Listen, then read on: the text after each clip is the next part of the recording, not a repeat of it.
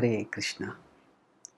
Bhakti is not just emotion, it is also action that expresses and enhances emotion. Sometimes some people say that bhakti is after all an emotion of the heart. Why do we need to express it publicly? Actually, where do we apply this reasoning in other aspects of our life? Now, say, if on Independence Day the national anthem is being played or the national flag is being unfurled, then we expect people to stand up, to salute, to offer due deference. And if we don't do that, often questions are raised whether is this person really a patriotic or not.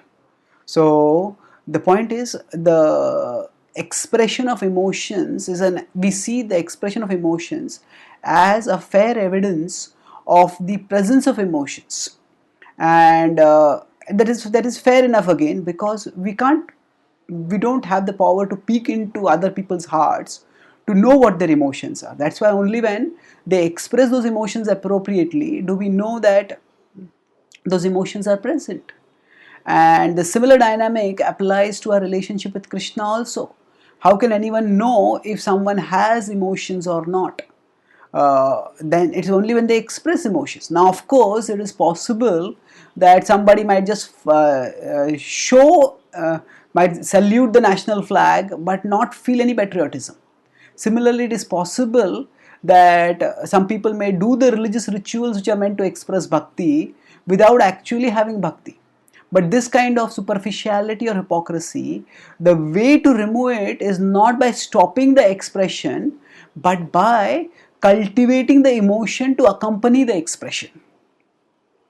So that means that uh, if uh, if people actually contemplate, okay, why am I doing this particular activity, and what does it mean, and how is it important for me, especially in the process of bhakti. If we have philosophical education, and then with the philosophical education we try to cultivate the right emotion, then the expression enhances the emotion. For example, if we fold our hands in front of Krishna, that gesture itself, it not only conveys emotion but it also cultivates emotion.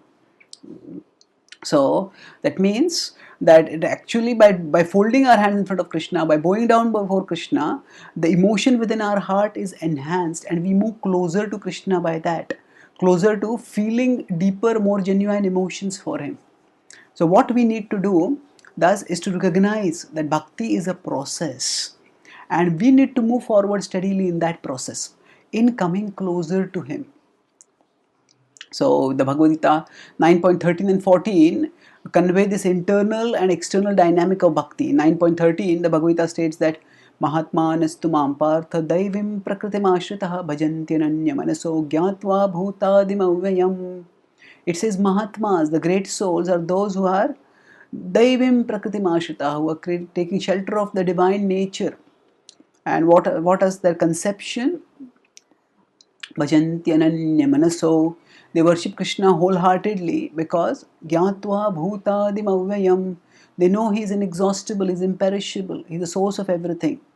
And in the next verse, it says in the 14th text that Satatam kirtayanto mam yatantascha dridhavratah namasyantascha mam bhaktya nityayukta upasate. Satatam kirtayanto mam, that by always chanting my glories, yatantascha dridhavratah, by endeavoring with great determination, namasyantascha mam bhaktya, one can, by bowing down to him, nityayukta upasate, one can in this way attain him. So the point here is that satatam kirtayanto mam, there's the external expression of that of the devotion to doing kirtan. So for example, sometimes when kirtan is going on, we may not feel like doing kirtan, but with whatever little devotion we have, if we start singing in the kirtans, and gradually we start feeling our devotion being enhanced. And as the devotion becomes enhanced, we feel enriched by that devotion. So bhakti is not just emotion. It definitely is emotion, but it is also action that expresses that emotion, and it is action that enriches that emotion. So bhakti is a complete way of living that encompasses our emotion and our action both. Thank you. Hare.